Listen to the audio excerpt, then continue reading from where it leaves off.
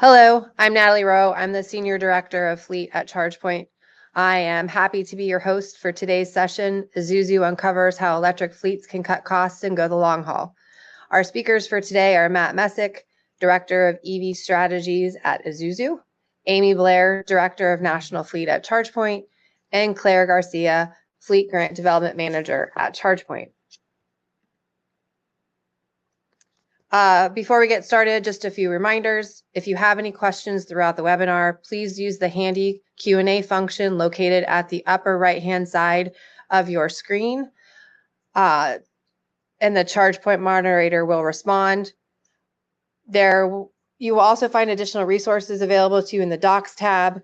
If you are using the mobile device, please click the Event Widgets button at the bottom of your screen to access that tab. This webinar will be recorded and shared with all registrants.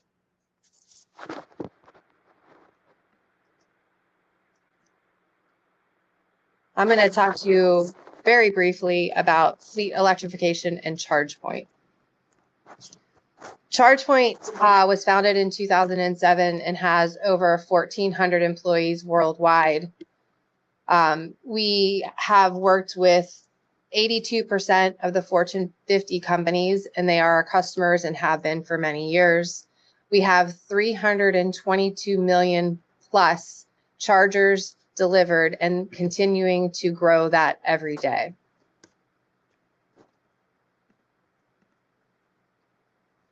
EV sales are currently on fire. I know we hear a lot of things in the news that give us different perception of what's happening, but our experts, all you got to do is Google it.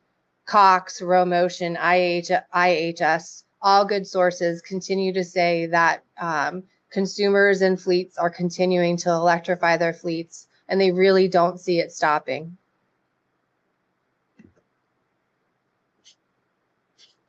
ChargePoint works to make your electrification easier. It doesn't matter if you're doing light duty, medium, buses, service delivery, or boats. No matter if you have 1 or 1,000 units, we have something for you. From our rigorously tested charging stations to advanced software and telematics to our experienced service and support teams, we are your support for your electrification journey. So we do things like this webinar to continue to educate and work with our customers to help them continue on that journey from pilot throughout the whole process. So for the rest of the webinar, we're going to talk about things that can help you with that journey.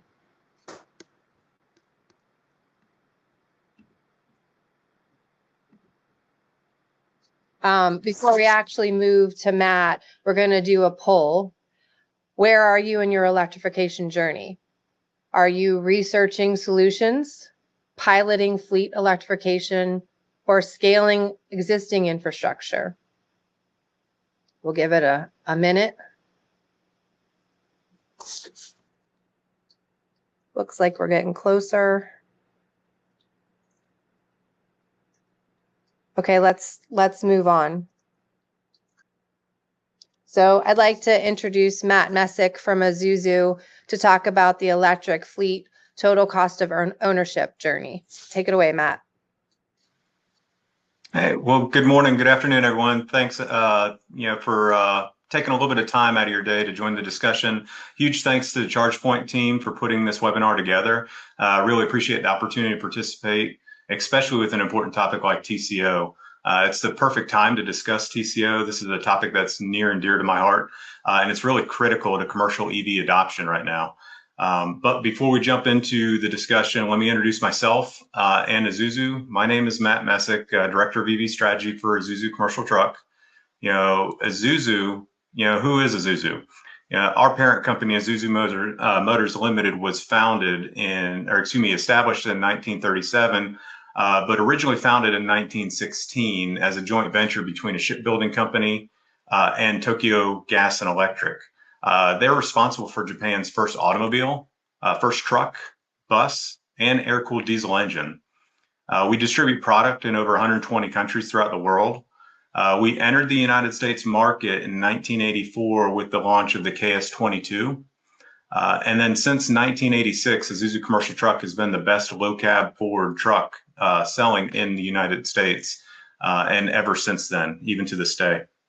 We offer a large range of trucks, class 3 through 7, and multiple power plants. We've got gasoline, we've got diesel, and now we've got battery electric with our NRR EV. So we've got a wide range to suit the customer needs, no matter what they may be. So where is the focus today? It used to be, and it seems like most of the focus in the past has been, on regulatory compliance. Whether that was with the Advanced Clean Fleet regulation or other zero emission mandates that have been in the air. But with the recent changes, it seems like we can focus on what's really important, and that is actually going to affect the ROI on vehicle deployments.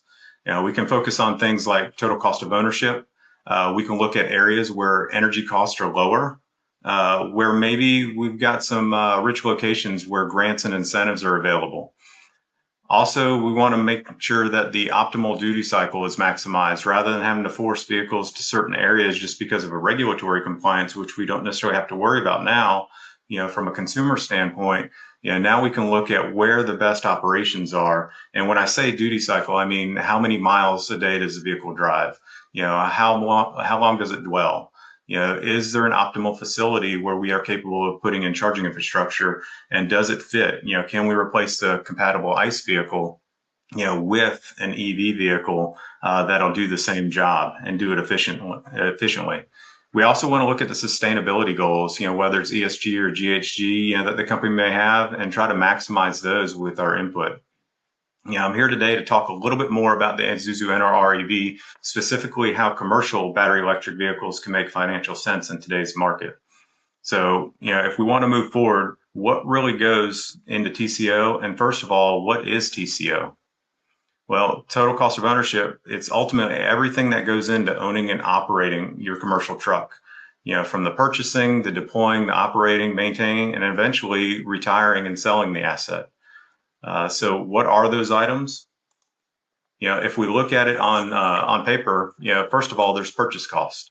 And if we just compared purchase cost in EV to ICE in the commercial arena, there'd be no choice, since we haven't reached that price parity yet. But you can see in the light duty and passenger car market, that price parity is already there. You can look at a comparable EV car or even SUV to its ICE comparable, and roughly the same price, sometimes even less.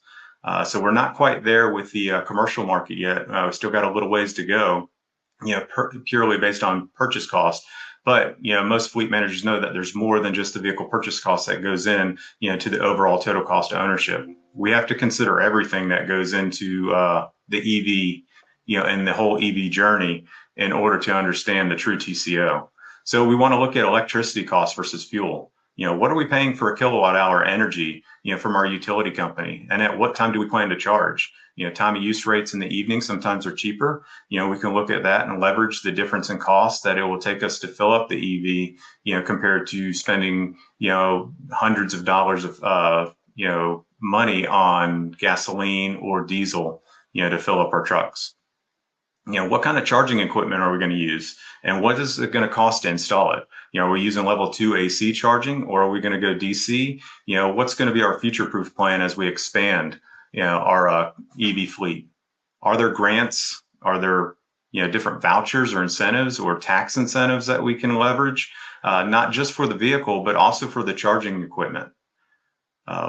Is there planned maintenance, repair cost? An EV has less moving parts than an ICE vehicle, so the maintenance costs and repair costs are going to be less, but are they less enough to where we can actually get a favorable TCO?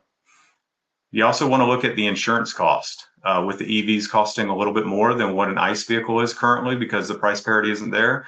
The insurance costs are going to be a little bit higher, and we want to factor that in. That way we understand what the actual true cost of ownership is. What's the resale value of the vehicle after 5, 10 years, or however long the life of the asset's going to be?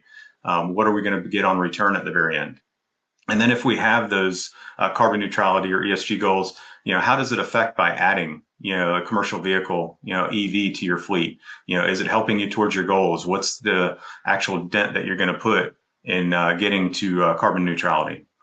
So we can get all those answers, and what we want to do is put that into equation and try to figure out, can we be TCO positive? Is there a way to reduce enough to where it makes sense from a financial standpoint to put an EV commercial vehicle into your fleet rather than another ICE vehicle? And the answer is yes. With the right mix of electricity cost, if we're looking at incentives in certain areas, and then the reduced operation and maintenance expense, electric trucks can be TCO positive, and in most cases they are. The payoff in some areas is almost immediate because of the amount of incentives that are out there. But then also when we look at energy cost and operational cost, even without the incentives, over a period of a few years, those costs end up getting to a break-even point with the ICE comparable vehicle, to where we actually can maximize that, and then over the life of the vehicle ends up being a savings and an advantage. Not to mention, most drivers, coming out of a diesel or a gasoline vehicle that go into an EV commercial vehicle, are very happy with the performance, the ride, the comfort, and the noise level of the vehicle and the operation. Most of the customers that we've talked to, and all of the customers that are currently using the NRR EV, do not want to go back to running an ICE vehicle. They're very pleased with the performance and capabilities. So it's something that we want to leverage, not only from a cost standpoint, but also a driver comfort and happiness. Now, Isuzu's got some advantages when we look at the TCO above and beyond what we've already talked about. So what are some of those advantages? We've got the Isuzu 360 platform, which is Isuzu's connected services, but it's more than just connected. It's an extension of the base warranty that's going to help reduce the service and repair costs that we have. So with Isuzu 360, we're taking the base warranty of the NRR EV from 3 to 5 years. We take the battery warranties from 3 to 8 years, or 245,000 miles, depending on the battery pack configuration. We also extend the EV powertrain warranty from 3 to 8 years, or 130,000 miles, whichever comes first. And that's really going to extend that period of time where you don't have to worry about reaching into your pocket for any repair expenses that may happen down the road. Also, we include complimentary maintenance for 5 years or 100,000 miles, whichever comes first, which further reduces the operational cost that you would have in as expense for either an ICE vehicle or another EV that's out there, because there are some fluids, there are some things that need to be maintained over a periodic time. So we're going to go ahead and cover that for a 5-year, 100,000 mile period, and that takes that expense out. In addition to that, we've got an online suite of tools to monitor the vehicle performance, customized charging parameters, and so forth. That way we can really squeeze the efficiency out. If we notice the driver's not getting as much regen power back as what we expect, we can counsel that driver and get more back and squeeze out more range, because that's what we want to do. We want to maximize as much as efficiency as we can, because if we can maximize that energy difference, versus the fuel cost, that's going to make our TCO even better. On top of that, we have a no one size fits all. Batteries are very expensive. They're the most expensive component when it comes to building an electric vehicle.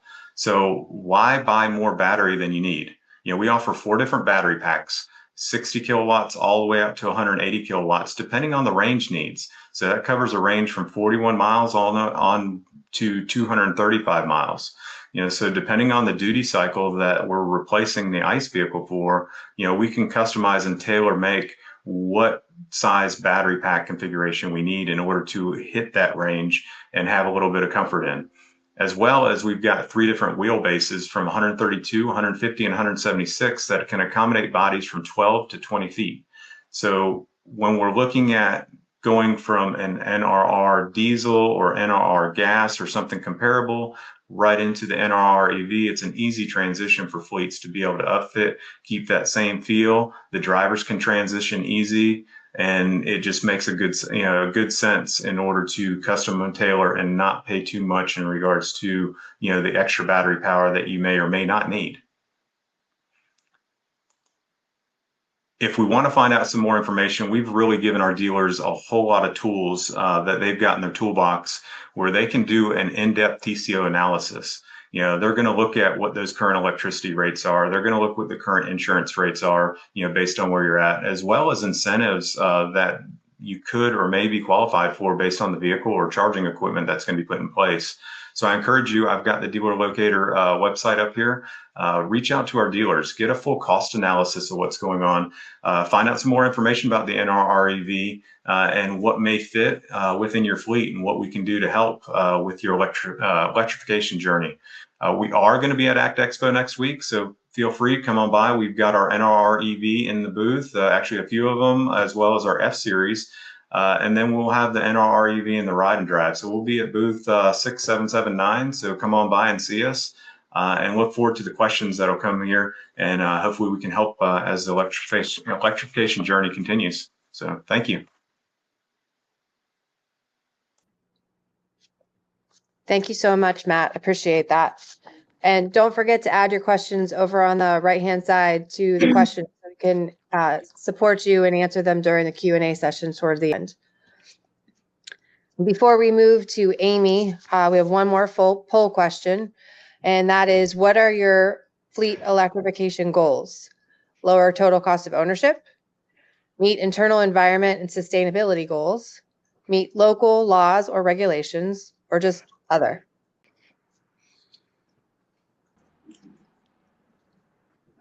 We'll give it another 30 seconds or so. Okay, thank you for that. Over to Amy Blair, our Director of National Fleet, to talk about fleet solutions to drive your electric future.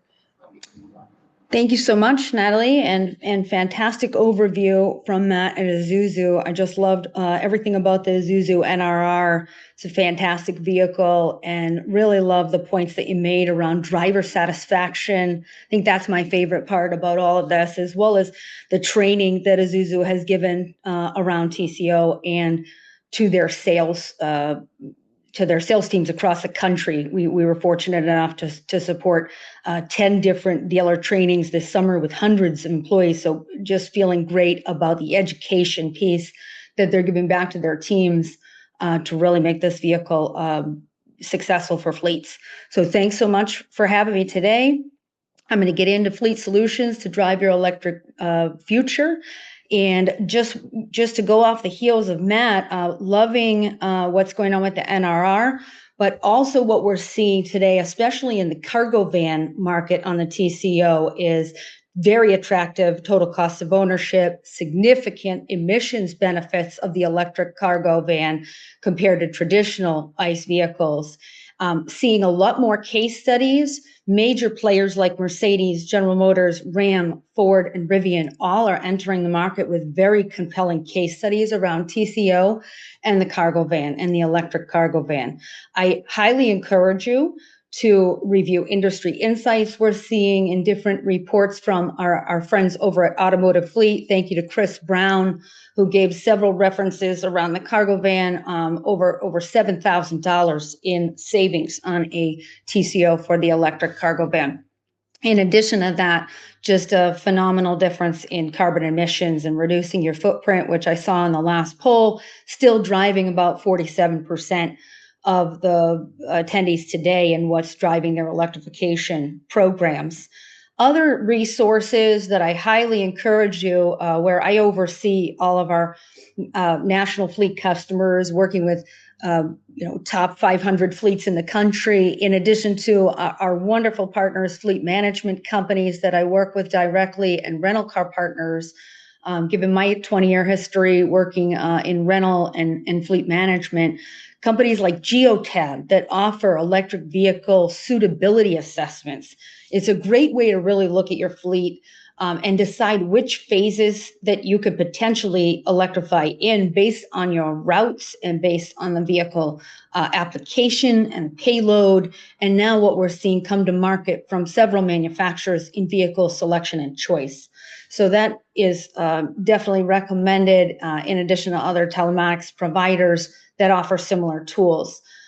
Companies like Auto Remarketing, Cox Automotive, and Manheim continue to work on areas that Matt mentioned earlier in both looking at acquisition those costs continue to drive down, but also the resale. Honestly, there's just not the data that we will start to see in the future on resale value. So they'll continue to help with that and be able to prove this case study out, because it's great for the sustainability and the carbon footprint. Certainly there's regulatory reasons, but then major reasons for fleets to electrify are going to be economics, and certainly employee satisfaction plays into that. So we'll discuss some of the more of this throughout the webinar, and I will jump right into it. So meeting drivers where they're at. So over the past many years that ChargePoint has focused on fleet, we traditionally have had several thousand vehicles in a take-home fleet program it's been a fundamental program that we've had at ChargePoint, where a company provides a company car and then provides home installation services by companies like Qmerit or Treehouse that have been great partners to us and allow for that employee to charge at home. As Matt mentioned also earlier, you'll see a reduction in cost of tariffs and being able to manage those things and the time of use fees, and being able to optimize that by doing a home charger versus commercial charging rates. And so we've seen a lot of companies get started in that space, especially working with their fleet management companies.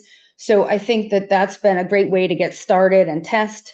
The next piece that we've also supported has been with our on-route charging program through companies like WEX and Voyager. WEX offers a driver dash program where you can find, use, and pay, along with several other of our fantastic EMSP partners and our roaming partners that we work with today to enable 1.1 million chargers across our platform. So you're able to find, use, and pay and get opportunity charging out in the wild, and while your drivers are en route, helping them feel less worried about range anxiety and things of that nature. Now what we're seeing more are these clients that are heading into phase one. Some of you are already in phase 2 and phase 3. Congratulations to you. But now they're really starting to focus on depots and getting started at, whether it's a mixed use depot or just a straight behind the fence depot. So really looking at what are the factors we need to do to have these sites qualify, and working with certified partners to make sure that the job is done right the first time. So we like to talk a lot at ChargePoint about crawl, walk, and run. So I'm going to walk you through some of these initial crawl when you're in this phase of your journey. So just really working with stakeholders to map your current fleet ecosystem. Here's some things to think about. Where are the vehicles located? Are they at one or multiple locations? Do vehicles return to the same location they depart from? How many electric vehicles are currently being charged on site? This is at the beginning and starting of your journey. These are, starting at a pilot, consulting with your trusted partners, looking at your suitability assessments, like what is going to make sense for you and where. We'll get into later on about some of the grants and incentives that are available with Claire, but that also might be a driving factor on where you get started that you want to consider. What utility is in that market. Next is walk. So when we talk about walking, this is really gathering insights with a fleet assessment, working with a turnkey provider, working with companies like ChargePoint, where we have professional services, working with your fleet management company. There's a lot of resources out here that can help you with figuring out what's going to be best and how can you impact the TCO, what routes can be optimized, how can the software help you depending on the power at the site, making sure that you have the right dedicated utility supply, and how can electrification help you really achieve all of your goals, and in sustainability and in regulation. Things I'm hearing more about today that is going to come as we have definitely power capacity issues all over the country, and working with utilities, let me just say, is not a quick process in a lot of the ways, but making sure you have the right relationships, that you start those conversations early, that you rely on your support and people within your fleet ecosystem that can help you. Things like load balancing and dynamic load balancing. Those are two terms that we're starting to hear more and more about. What are these? It's really optimizing power and ensuring that the total power drawn by all the EVs does not exceed the site's available power, preventing outages or damage. Making sure that you have dynamic load balancing systems, continuously monitoring the charging needs of each EV and adjust power allocation in real time for optimal charging is something that we're going to hear more and more about, and in controlling different pieces of the site to allow for more vehicles to charge at that site, and depending on what is allowed within the panel, or how to potentially maximize the current power on the site. So I think lots of good things to think about there in your journey, and following that is run. So this is really where you're going eventually in your journey as you continue to get through your pilots or phase 1 and phase 2. Things to think about.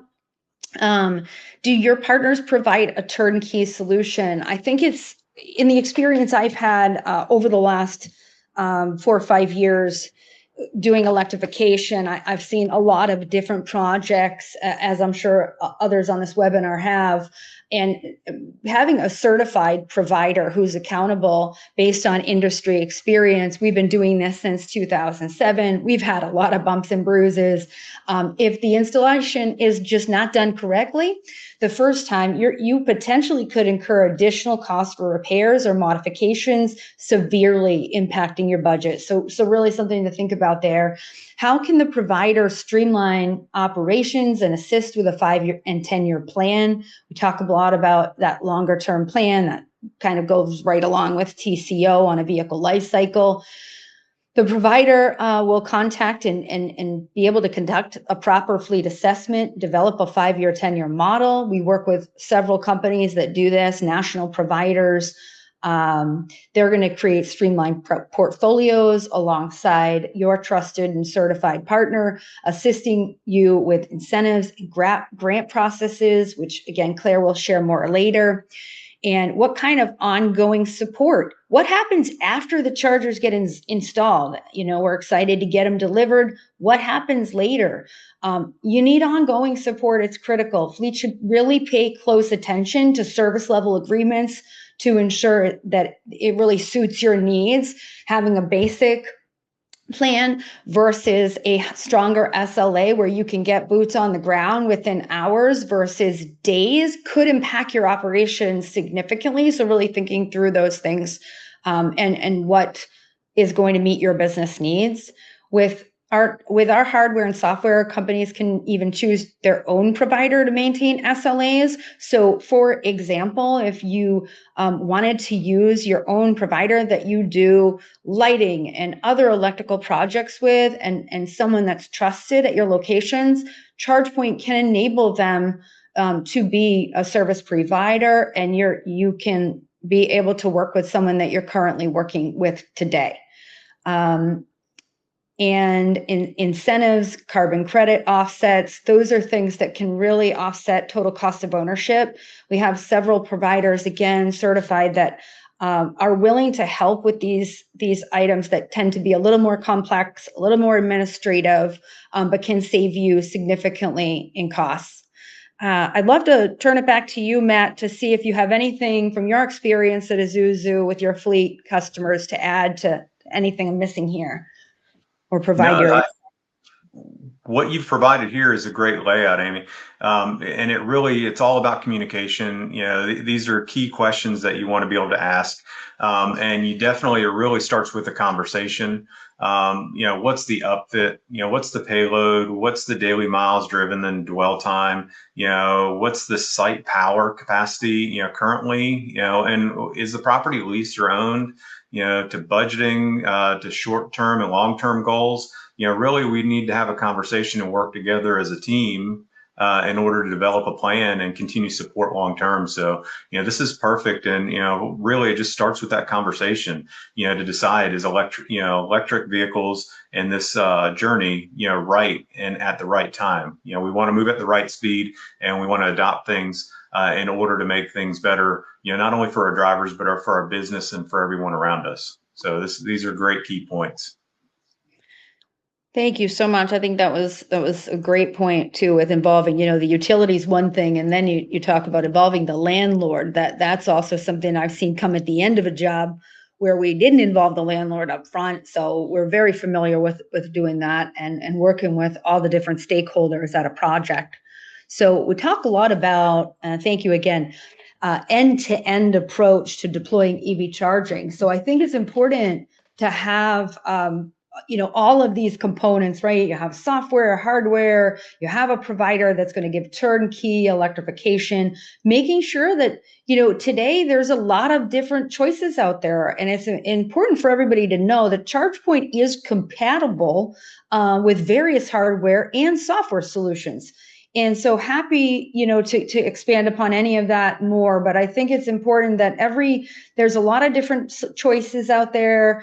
Having hardware and software that is compatible, that meets your needs, is really important. And to have both of those components. There's other things that you can consider too in reducing capital expenditures and providing cost control expertise through a lot of our financial partnerships and charging as a service models.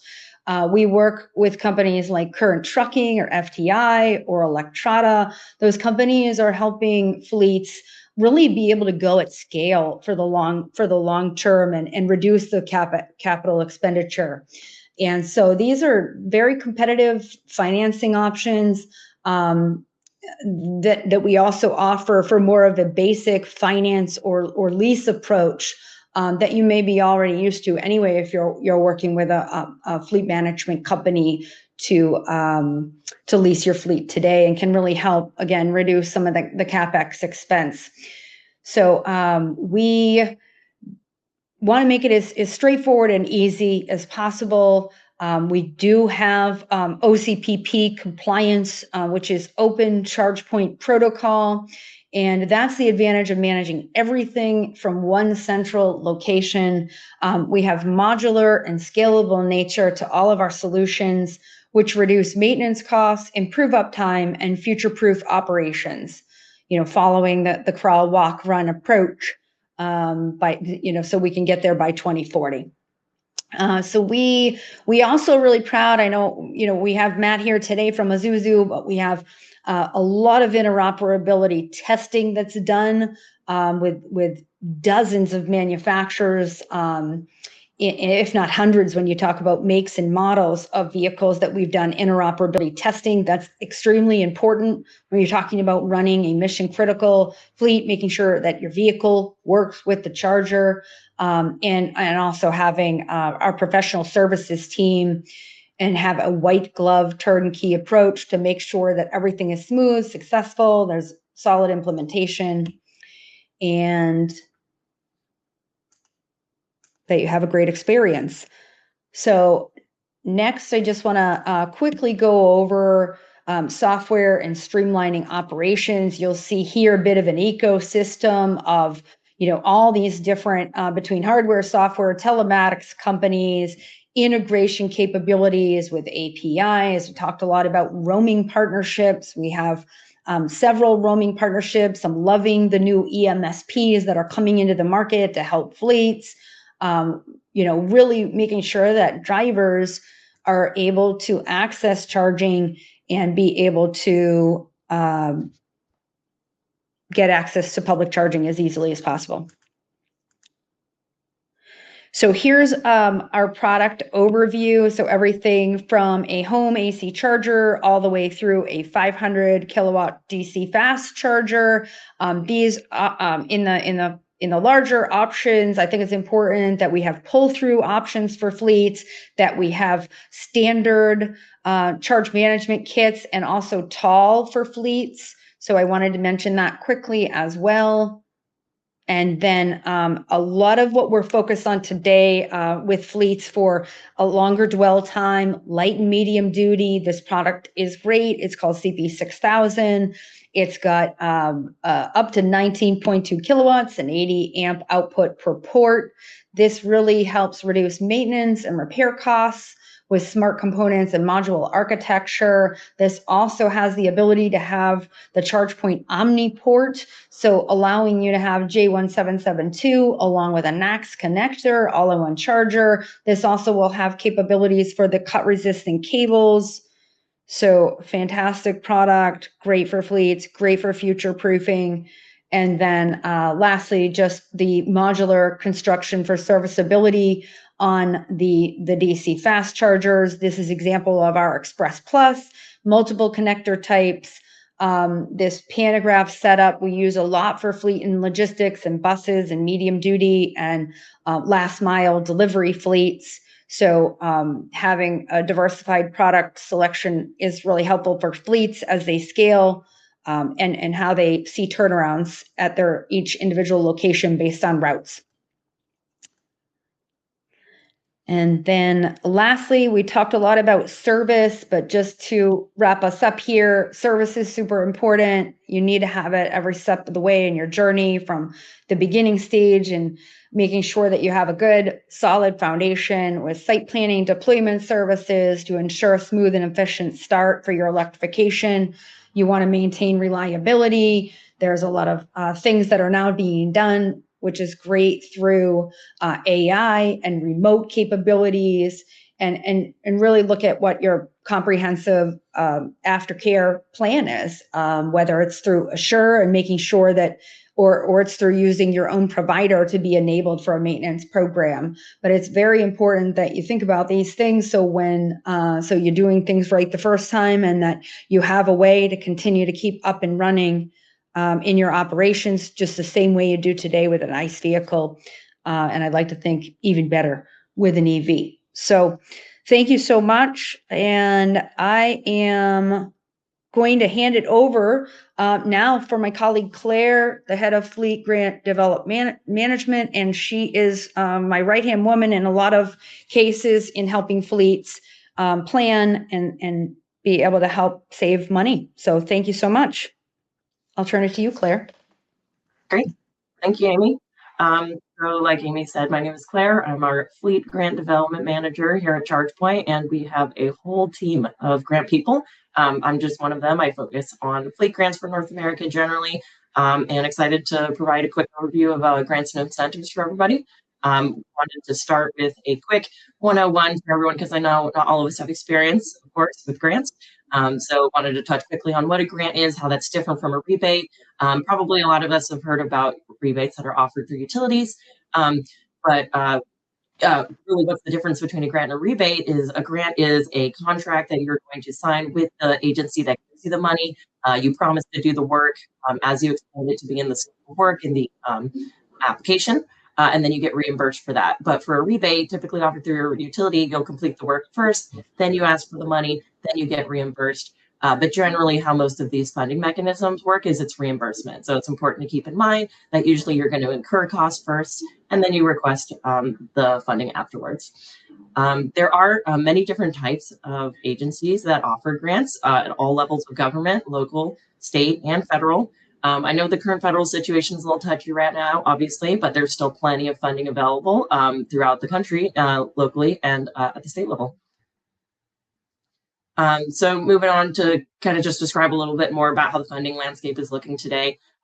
Yeah, there's a lot of activity at the federal level that I'm sure all of us have seen in the news, read the headlines, but there are a lot of other funding opportunities that still remain active today in the form of local and state grants. And I know what you're thinking. All this money's in California. I'm in California. I literally have tens of millions of dollars coming out my ears right now with all the programs here, but California is not the only state that has funding. There are states across the country, East Coast, Southern states, Midwest, everywhere that has funding. And with my team, what we do is we help you find that funding and find the programs that work best for your project and help you get that funding. So I want to do a little bit more of a deep dive into the types of programs that are available across the country. As you can see here on this slide, there are tons of programs, utility rebate programs, state and local grant programs available across the country. And yes, I know California has 30 programs here right now, but there's a bunch of other states that have programs. You can see here, Colorado, Michigan, South Carolina, Florida, Hawaii even, right? All these states have different types of programs at the local or state level, utility rebates. There's a lot of funding out there. So don't get worried about the current the federal situation when there's a lot of other options out there for you for funding right now.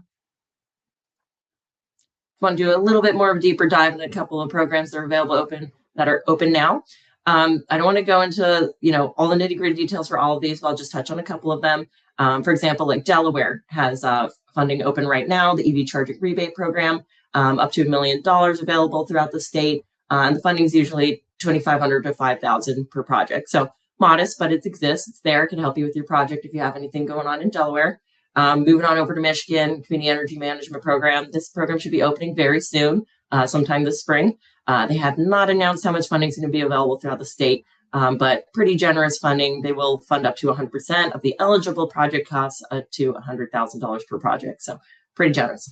And then also wanted to move over to Colorado here. The Fleet Zero program, fantastic program, opens twice a year. Next round should be opening literally any day now. Very exciting. It's usually $3 million per round. And again, pretty generous funding level of up to 80 to 90% of those eligible costs, up to $3,000 to $74,000 per charger. So pretty generous. Great program. If you have anything going on in Colorado, it's a good place to be right now.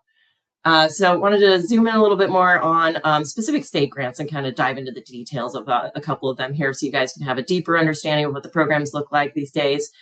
So here in California, of course, had to show you guys a California program. This one's called Carl Moyer, very well-known program in the state. It's available throughout the different air districts we have here.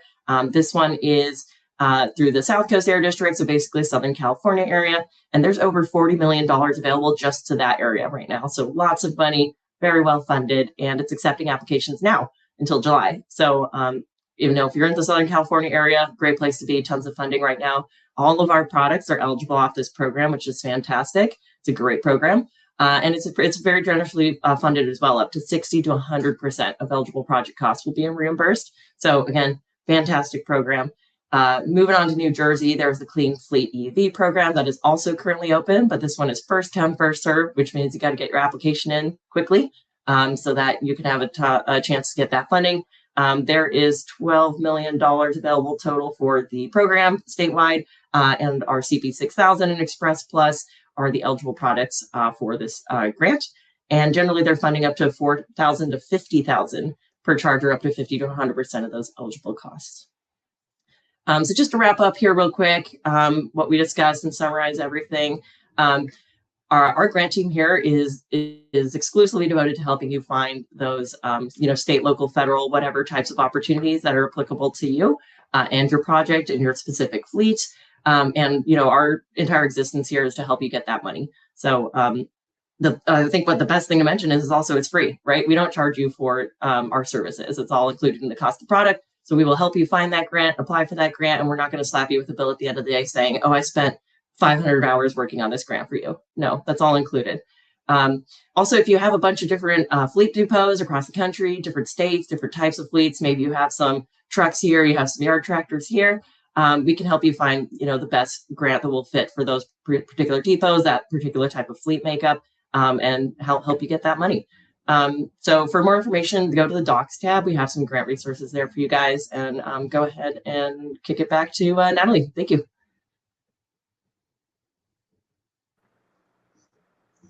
Thank you, Claire, for all that great information on grants and incentives. Hopefully everyone found that helpful.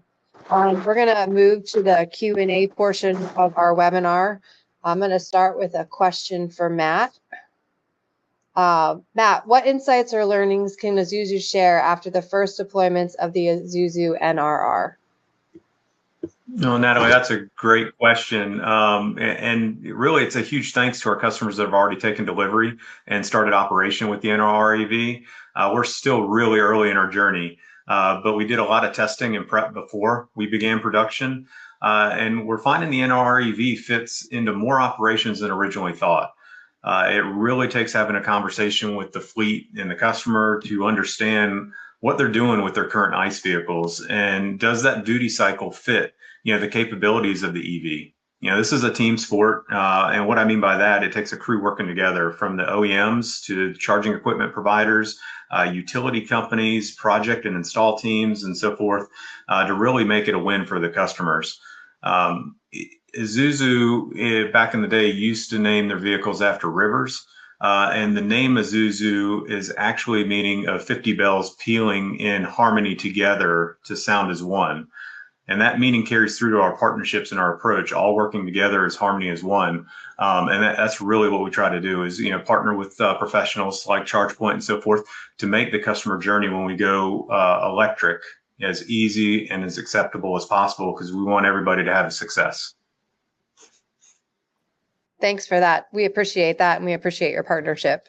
I have two more questions for you, but we're going to do, can you share Isuzu's long-term vision for electrification and how you see it transforming the commercial vehicle industry? Yeah, I mean, the industry continues to evolve. I mean, just look at the last few months with the change of administration and everything.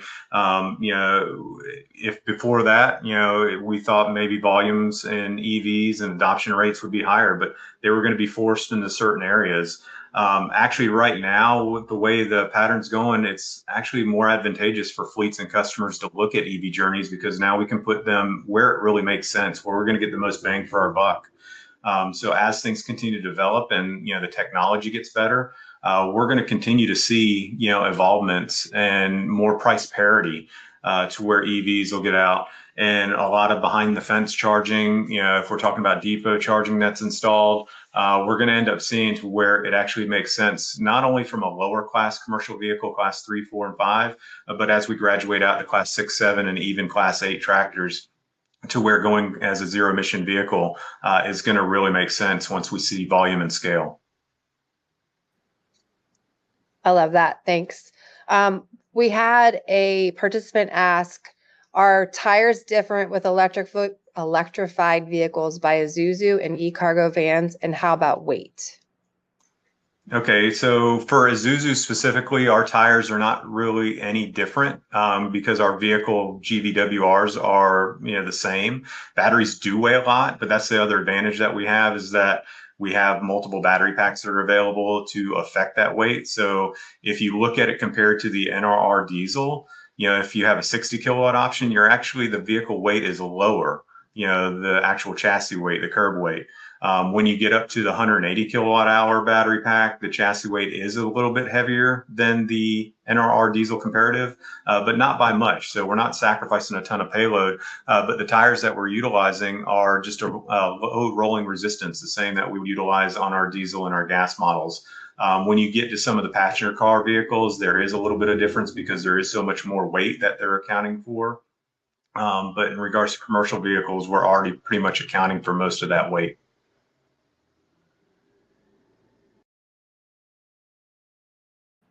Thank you for that.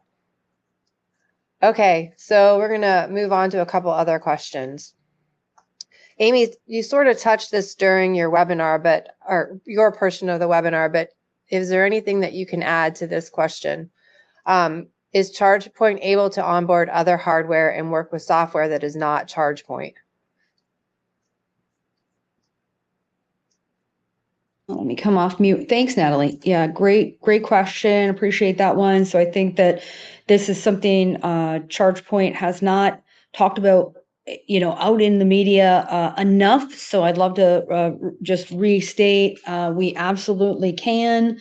It's going to be project specific. I'd really love for anybody that wants to talk about this further to click on the Talk to Sales button. It's right under the Docs tab that we have a lot of different materials for you for afterwards. And if you have specific electrification projects or specific questions that's related to your project, please reach out to me. I would love to talk further with you about that. But high level, yes, absolutely.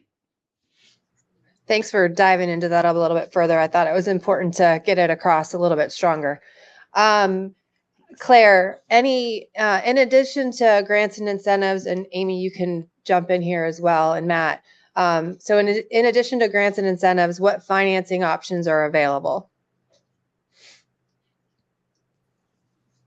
So besides grants, I guess rebates, I would say, is a very common, like I touched on in the beginning of my portion of the presentation. So again, I understand that grants can be a little bit of an administrative burden for some fleets. Again, you have to apply, you have to get your grant request, execute a contract, reporting, all that good stuff before you get reimbursed. For a rebate, it's a little simpler usually, but usually that also means a little bit less money. So, you do have to complete the project still and incur the cost, and you get reimbursed after. But typically with a rebate, you don't have to deal with all that other contractual stuff like reporting and all that administrative burden. Yeah, Amy, from do you our have any- standpoint, we look at the financing or leasing with our own finance arm. And when specifically for an EV vehicle, it's the consumer, especially if it's their first entry into it, they're not just purchasing the vehicle. They have to have the fueling infrastructure, with the charger and the installation. So we look at trying to wrap that all up into one package and being able to offer that out to them. That way, not only they can own that or they can lease it, whether it's charging as a service, if we bring in that, aspect to it, or if we're doing the vehicle and the combo pack together as a purchase price, but definitely can wrap it all into one as a finance, or a lease. Very cool.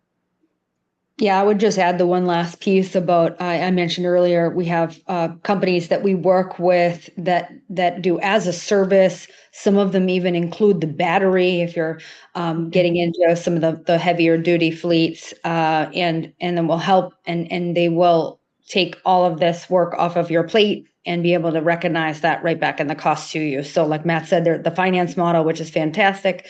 And then you also have companies that will actually do it for you and own and operate the stations, separate meter, and then they'll put back a budgeted amount right to you, and they'll take into account those rebates and incentives. So there's lots of options for electrifying your fleet. So it's not just, you're not just stuck paying for it yourself. We all have partners that we work with that'll make it easy for you. It's kind of the point I was trying to make sure we hit home today on this. So Matt, we got another question for you in the chat. Does Isuzu offer electric buses?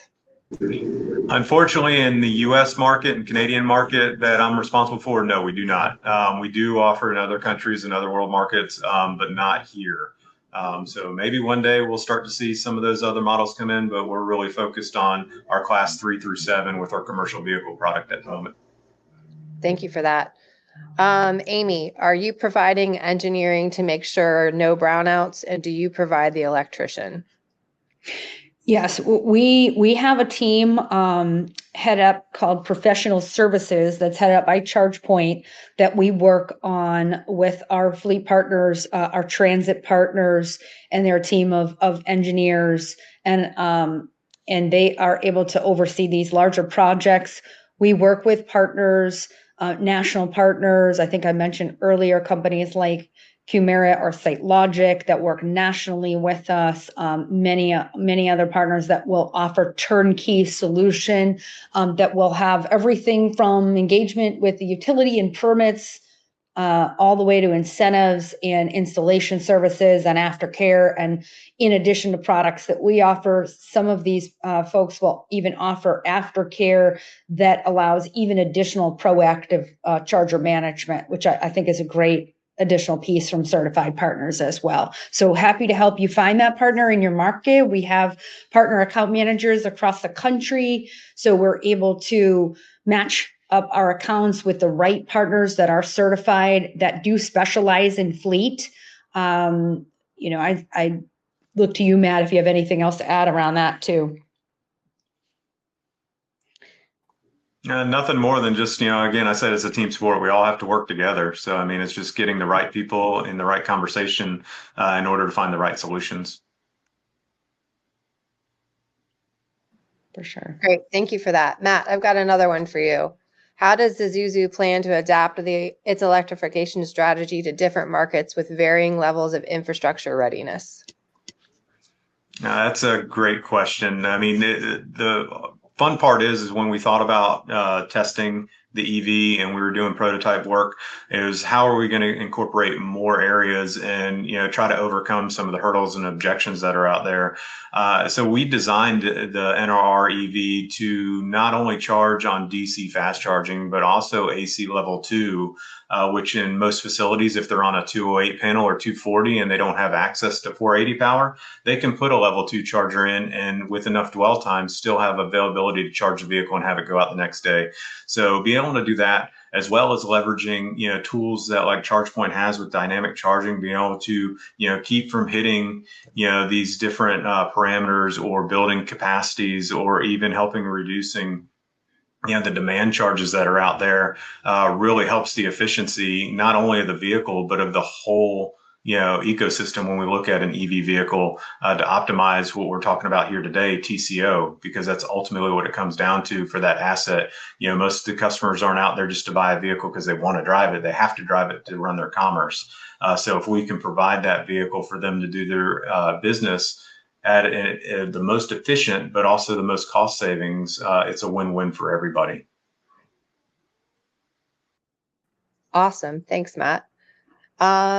Amy, can you talk more about ChargePoint support? Examples, damaged cables, vandalism?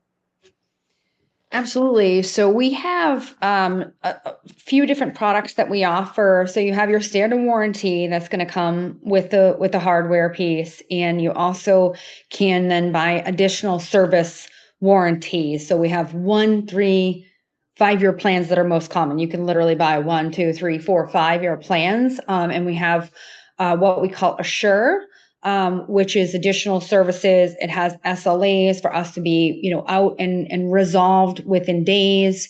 And we have our CX team that oversees, customer service team that oversees these plans, works with certified partners, companies like Owl Services that support us, fantastic partners that will make sure that we are going to get these chargers back up and running. We have a very robust ticket process, so we're able to track and manage cases. We are very, very strongly, a big draw to even come to ChargePoint for me was customer service and support, and the focus that our leadership has on that here and our customer service team. And then additionally, you can have Assure Pros for those mission critical fleets. It is additional SLAs. I'm talking 2 to 3 hours. We had an account, just quickly tell you that, we're about to unveil a site in Rhode Island. And on Friday, something happened at the site with power and nothing was working. None of the chargers were working. Within less than 2 hours, they had boots on the ground, got everything working. There was an outage type of issue, nothing to do with the chargers, but it was related to what was going on at the site for all the power. But it was just fantastic to see it in real life and be able to offer those products to our customers and be able to know that they can rely on us for these types of services, especially, being that this industry is going through quite a lot of changes with providers that have come and gone in the industry. So it feels like we continue to lead the market with additional products and working with our partners nationally and locally as well to support these programs. Thanks for that insight. I appreciate it.